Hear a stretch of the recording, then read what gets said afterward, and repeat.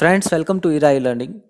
Today in this video we are going to cover invoice receipt and payment issue function in SAP. As we have considered a scenario where a plant is issuing PO to a supplier, where the supplier have delivered the material to the plant and suppliers has provided and bill means invoice to the buyer. And now the next step, what we have to do, the system entry of invoice and issuing the payment to the vendor. So firstly, let us discuss an invoice sample, how it looks like and what are the basic components of an invoice. So here we have a sample invoice which with the starting header invoice, then there is a detail of supplier. So in our case we have taken example of Vyapak International followed by its GST number, then its address. Then in the right side of invoice you can see the invoice number, date of invoice. Customer ID is not a mandatory part. It depends on the configuration to configuration of individual supplier. Sometime it may be there, sometime it may not be. Then the GST number of the buyer. At the next section you can see to address and ship to address of the buyer. In to address will be the corporate address as per the PO document, and the ship to address will be the address where material have been delivered. Next section you will see two line items with their unit rate, their HSN codes, their quantity and final amount. At the bottom you can see the GST rate against that HSN and the total amount which is due for the payable. So at the end part of the invoice there is again the address is mentioned. It's not mandatory really, but it all depends on the individual configuration of the supplier. So in our case supplier is having this kind of format. So basic things are the GST number of supplier and buyer, individual line item details, bill to and ship to details, their HSN codes, quantity, unit rate and the total amount payable, and sometimes they may mention the payment terms, but basically these payment terms are already decided in PO documents, so it's not a mandatory part of the invoice. So now we are going on next step is to put an entry of invoice into SAP system, and that is our practical exercise. So as we have followed the path in SAP menu for the follow-on functions in our last video, this time also we are going to use the same path, but the transaction will be different. Last time we have used MyGo, that is goods received, and this time we are going to use MyRo, that is logistics invoice verification. So here you can see in the follow-on functions we have a T code MIRO, that is logistics invoice verifications. I am double clicking on the same, and here we have enter incoming invoice for the company code 3000, and that is our MyRo dashboard. Friends, this portal have considered a default company code that is 3000 because same is configured into my SAP, which is an IDS, a practicing SAP system. But in your case, if default company code is not configured into the SAP, you have to enter the company code in this tab. So once you enter the company code, next part is to enter the invoice date. So referring the physical invoice, you can put the invoice date over here. Please don't get confused with the dates what I am putting here, because these dates are of 2016. Why I am doing so? Because this IDS system is configured with financial year 2016 and 17. There are lot many practitioners in parallel to me who are working on this system. So I haven't changed the financial year from 16-17 to 19-20, because that will further create a problem for them. Their all running transactions will go on hold and give the error of financial year. So here I have submitted my invoice date, that is 3/4/2016. So invoice date is nothing but the date printed over the invoice where the invoice have been generated, and the posting date will be the date when we are accepting that invoice into our system. That means the date when we are entering that data into our SAP, that is today's date. So here in the next section you can see there is a tab where we can input the PO number, that is purchase order / scheduling agreement. This will give the reference PO against which this invoice is generated or we have received the material. So here in the data feed tab, if I don't know the PO number, I can again go in the search tab. So I have selected the search pop-up. In search pop-up, you can see we have 2-3 options to search for. In my case, I already know the vendor code, so I am putting the vendor code 1222. Execute. And here we have 2 standing POs, or I can say 2 open POs against which invoice entry is pending, that is ending with 7175 and 7176. Friends, please note, in this portal, only those POs will be reflected against which the material is delivered.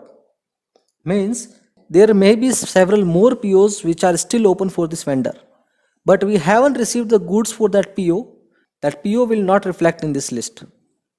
So against PO number ending with 7175 and 7176, we have received the goods, we have executed MyGo transaction.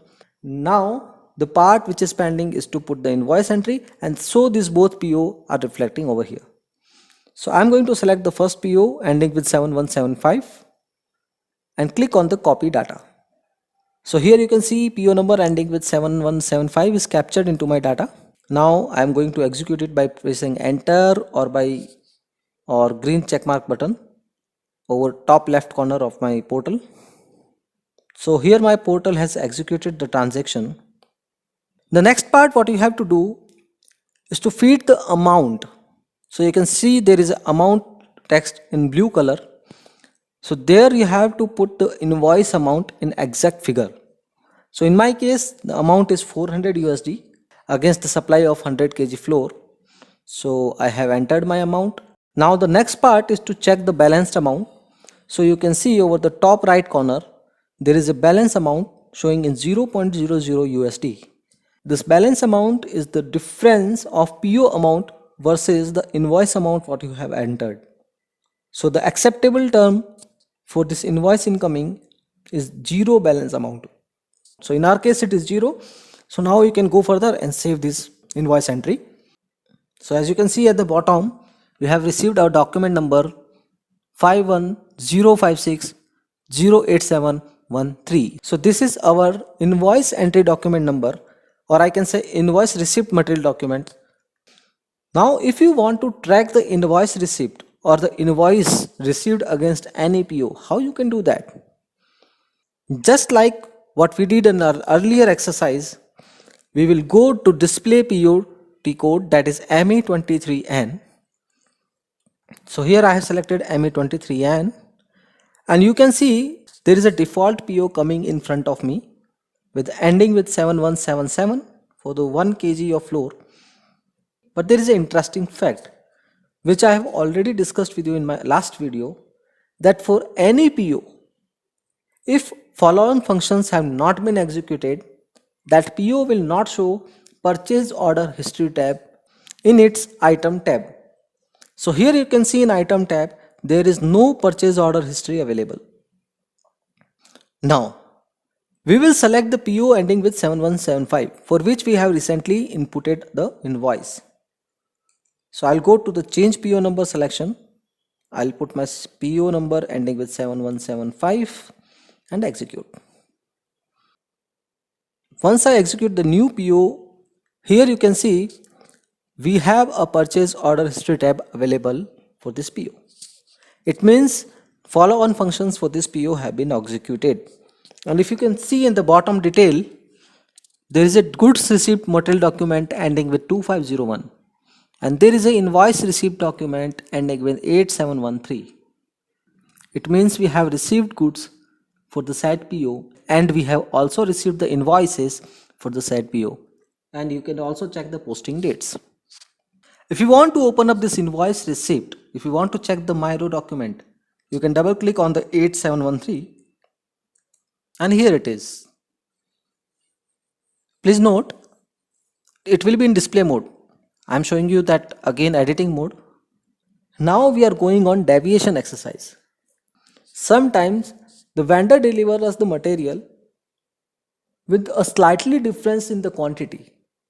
Like we have ordered for the 100 kg and vendor has delivered us 101 kg or 102 kg.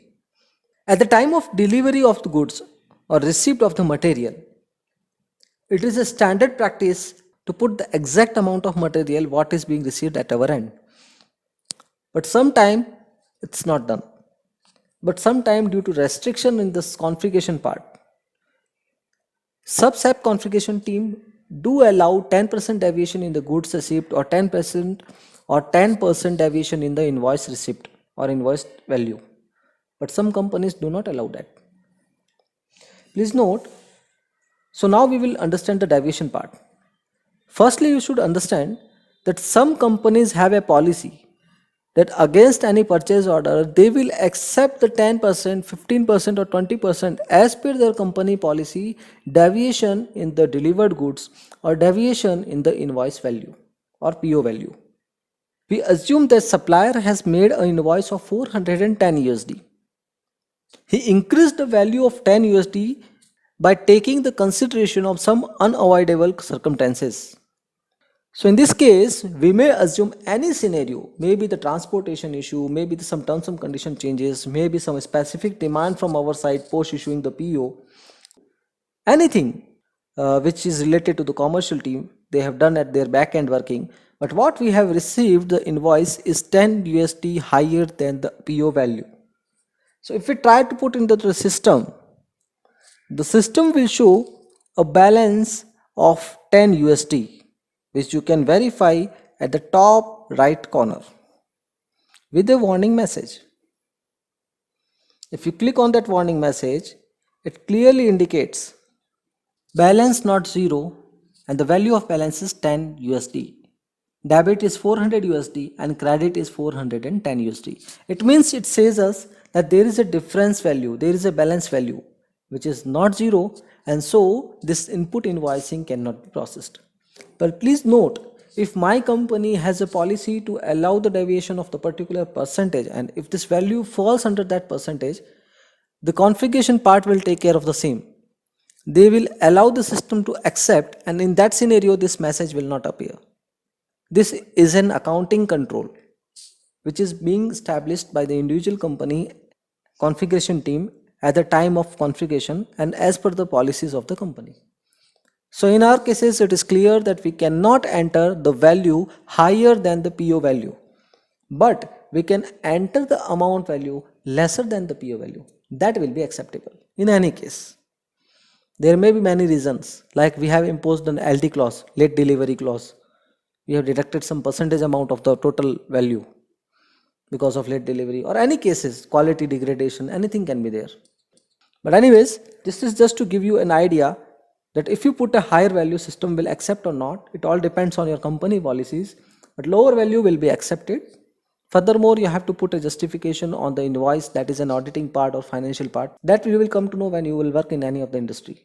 So here in this case, we have exercised how to enter incoming invoice data into the SAP. Now we are going to exercise the processing of the payment. Friends, so far in this P2P cycle, we have learned how to create PO, how to issue PO to the supplier. But that part was taken care by the commercial team or procurement team. Next is to contact the supplier, arrange the delivery of material at warehouse, accept the invert or input of the goods, enter the goods receipt document into our system, enter the invoice document into our system. These activities are being taken care by the warehouse team. Now the part which we are going to discuss is to issue the payment to the supplier, and that is being taken care by the accounting team. So this time we will not go in logistics, we will go to the accounting folder. In SAP menu, we will select accounting, then financial accounting, then accounts payable. We will go to then outgoing payment folder, and here we are going to select the first T code F53, and that is the post the invoice. It's basically not post the invoice, it is post and payment. Once you click on this F53 T code, the post outgoing payment dashboard will open. The first thing which you have to do is put the entry for document date. This document date is a reference date of input invoicing document. On 18/4/2016 only, I have entered the invoice into my system. Next, you have to verify the company code, the currency, And now we will go to bank data. Friends, please understand, just like material code, vendor code, there is a bank account code for individual accounts in the SAP. Like we have in a company which are having 3 units, and each unit is having one bank account. Then all 3 bank accounts will be configured into the SAP and will be assigned a unique account ID. So in this bank data, in this account tab, you have to enter that ID. In my case, let us consider that this PO was processed for unit A, and there is a bank account code for unit A. And so we are going to enter the bank account code of unit A. So here I am entering the data, and that is 110002.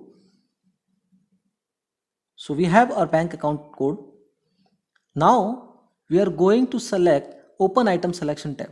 In Open Item Selection tab, you can see the first entry, that is accounts. And what is it? So this account is nothing but the vendor code. As we have already discussed that during the creation of vendor master, during the assigning of vendor code to any vendor, what details we enter? We enter the vendor name, we enter the GST number, we enter the contact number, contact person name, contact email ID, website, registered address, and banking account details of the vendor. So in this case, we need not to enter the bank account number, and what we need to enter is just the vendor code. So in the account tab, I am going to select the vendor code, that is 1222. So now I am going to hit enter. Here you can see one error tab is appearing at the bottom. Amount is 0, line item will be ignored. This is not an error, it's basically an information. Now again we have to select the enter or execute. And here we have post outgoing payments, process open items. It means we have 2 outstanding invoice entries against supplier ABC Supply Company with the code 1222. So you have to select the invoice which you want to process. You can check the invoice details by clicking on the document number 51 ending with 4 times 0 or 51 ending with 0001. Once you double click on that, you will get the invoice data. But anyways, in my case, I already have a understanding that I want to process the first invoice. Then next step, that you have to select the line item you want to process. So in my case, I want to deselect the second line item. Then what you have to do is to select amount value of second line item, then go to item deactivation tab shown over here. You have to select it. Now you can see the bluish color of this 400.00 USD is now turned into the black color. So this is basically deactivating the second line item. So now I have to save. It means post this document. And once we have saved this document, you can see at the bottom we have received a document number 15 ending with 000. This is the post payment document number against my said PO or the invoice. Friends, this post payment document number is not going to reflect into purchase order history because this is something related with the financial transaction. This can be accessed by the financial team only. Okay, but we have issued the payment, we have posted the payment for the said vendor. It means either an NEFT will be initiated or a check will be issued to that supplier. That all depends on your system configuration. But for the finance side, you have released payment for this vendor. It means from procurement to the payment, you have completed a cycle. And this is called P2P cycle. This is end of our first series. So this is end of first part of our course, in which we have learned how to issue PO to any supplier, how to accept the material into our premises, or how to put entry into a system, how to check the stock update or stock data into the system, how to accept invoice, and how to post payment. In next video series, we are going to learn about configuration part. Like you have installed a SAP in a new server, And now you want to configure the company code, you want to configure the financial year, you want to configure the plant, warehouses, storage location, work centers, planner groups, purchasing groups. Those all configuration parts we are going to cover up in the next session. So stay tuned. Don't forget to like, subscribe and click on bell icon to receive updates on our next videos. Thank you.